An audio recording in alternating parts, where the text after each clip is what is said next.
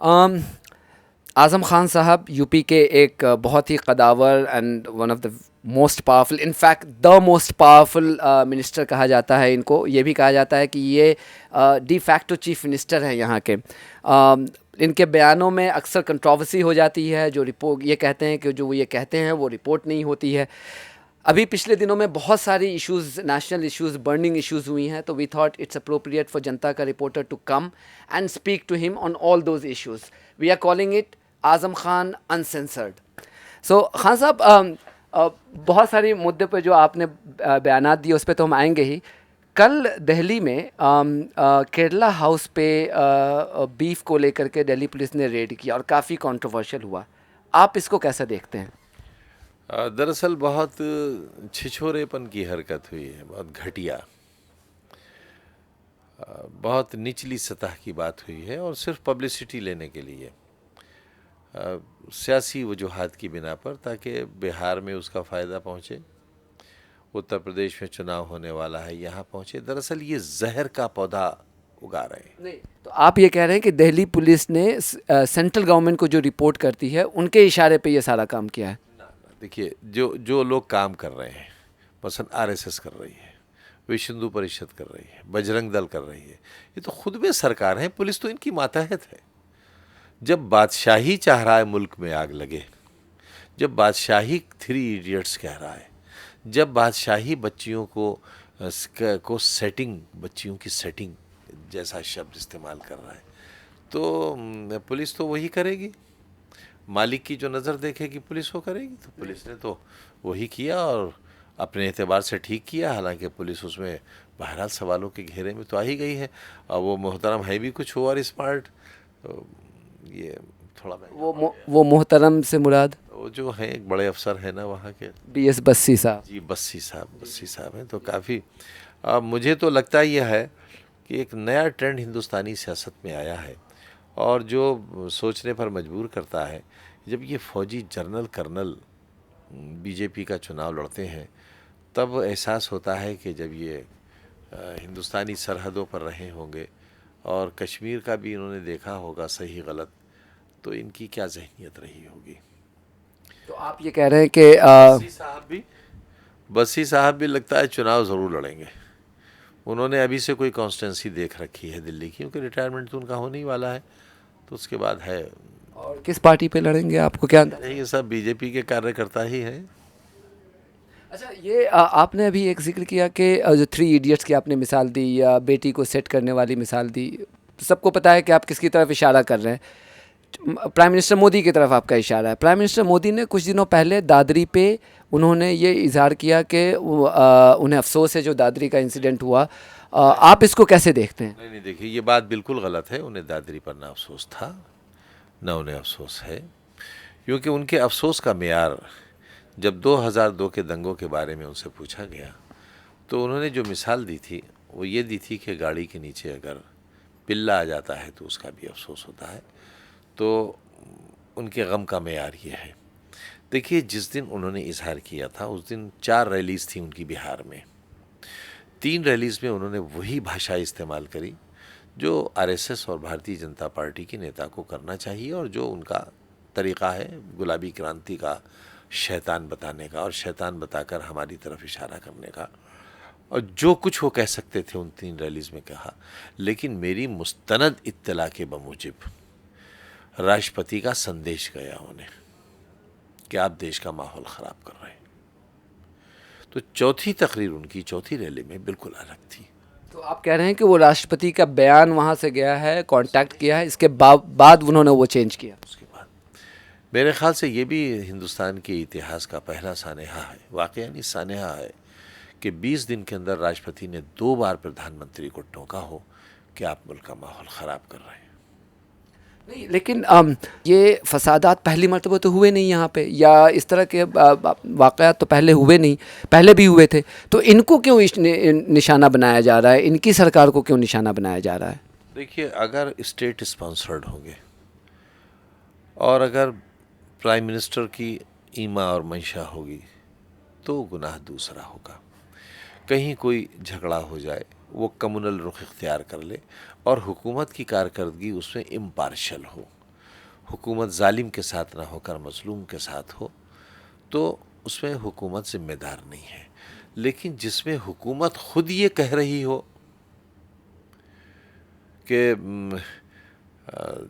Beef खाने वालों को हिंदुस्तान छोड़ना होगा, जिसमें ये कहने पर कि पाकिस्तान चले जाओ भारत सरकार में मंत्री बनाया जाता हो, जहाँ टिकट मिलने का मेयार ये हो कि अपनी शिष्या का बलात्कारी जिसको सुप्रीम कोर्ट से बेल मिली हो, साक्षी महाराज, उसे पार्लियामेंट का टिकट मिले और वो देश के लिए कानून बनाए।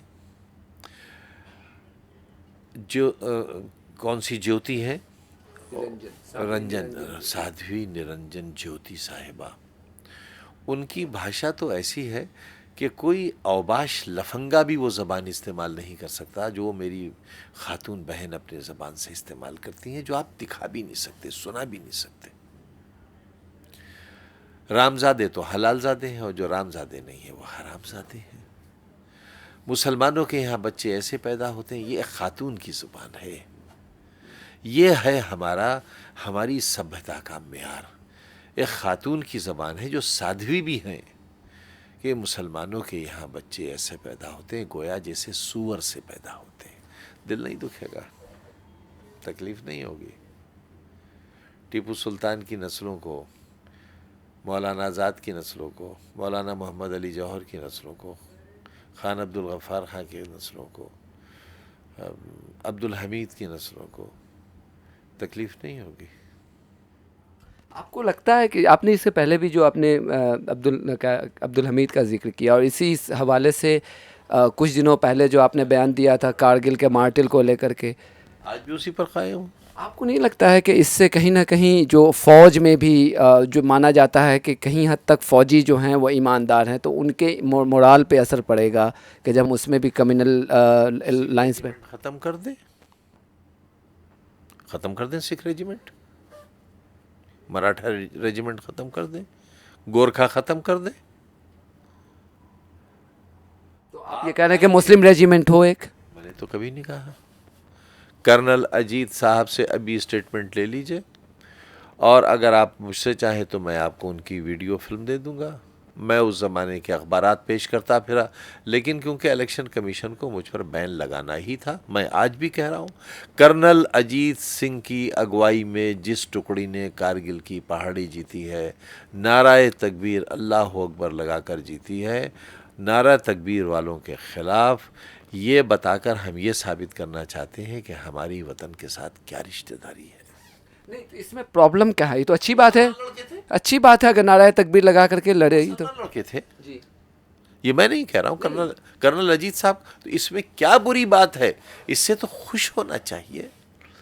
इससे मैं इसलिए नहीं कह रहा हूँ कि मैं कोई मुनाफरत फैला रहा हूँ, मैं खुश होकर ये कह रहा हूँ कि हमारी ये कुर्बानियाँ हैं और हम इस हद तक जाते हैं, हम तो पूरी सरहदों की हिफाजत कर रहे हैं। आई थिंक द मैसेज ये गया कि आप ये कहना चाह रहे हैं कि मुसलमानों का कंट्रीब्यूशन है, हिंदुओं का नहीं है, या उस लाइन पे डिवाइड करने की शायद कोशिश की गई। आई थिंक ये मैसेज गया। नहीं तो मुसलमानों का अगर कंट्रीब्यूशन है तो इससे किसी को एतराज़ है? मुसलमानों का कंट्रीब्यूशन नहीं लिया जाएगा। फिर अबुल कलाम का कंट्रीब्यूशन क्यों ले लिया गया? उनका क्यों कंट्रीब्यूशन एक्सेप्ट कर लिया गया?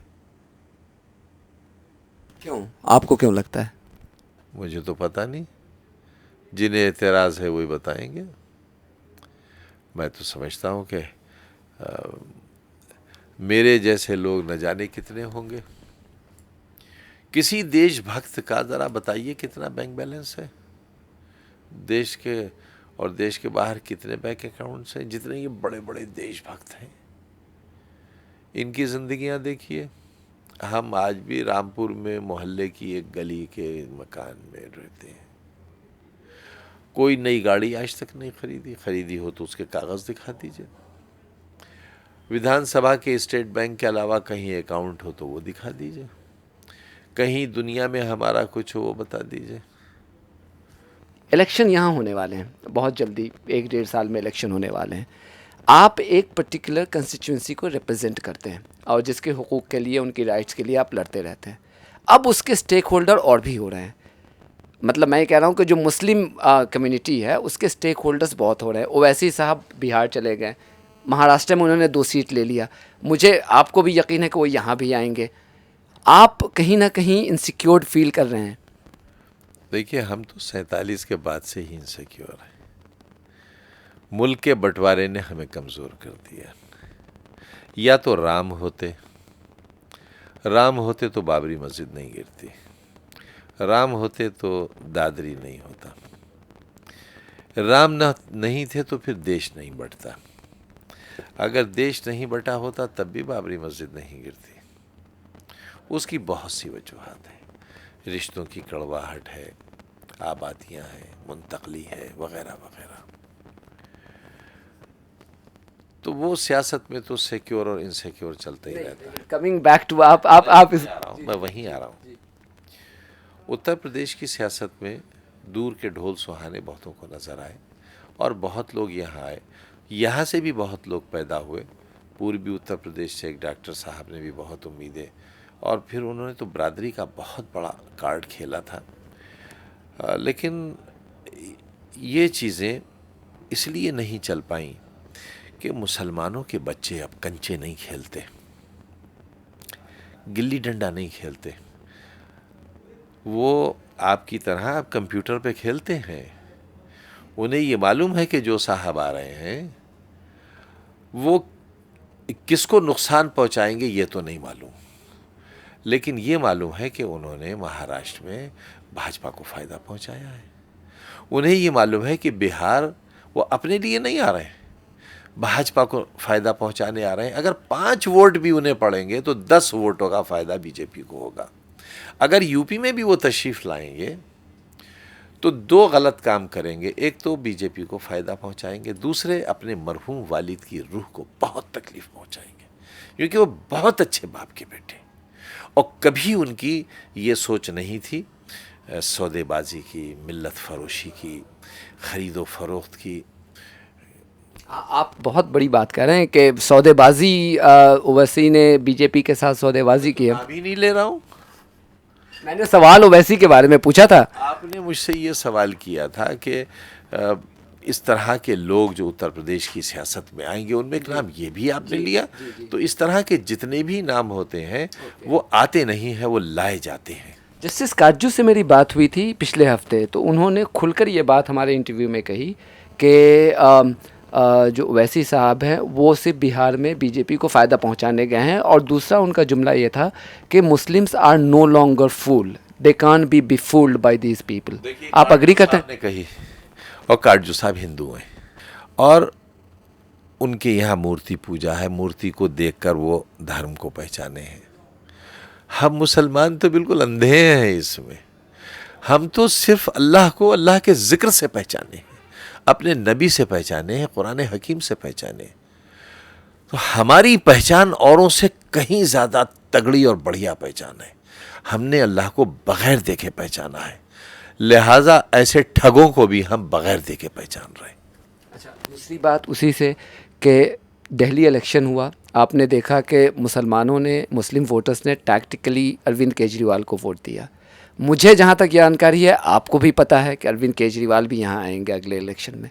वो कितना आपको चैलेंज, या आपकी पार्टी को और आपको बिलखुसूस कितना चैलेंज पोज करेंगे? देखिए, वो भले आदमी हैं, वो ये गलती नहीं करेंगे तो अपने हक़ में बहुत अच्छा करेंगे।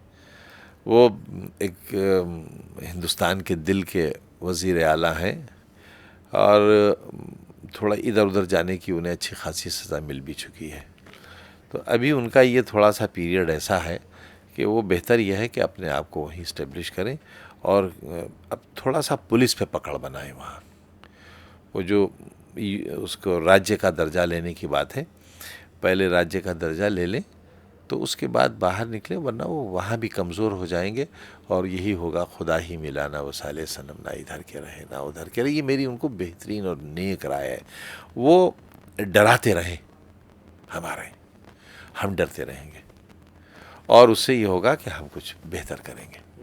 लेकिन अगर वो आ गए तो देखिए फिर वो कोई फ़ायदा नहीं, भेड़िए की खाल पर रंग ही रंग है।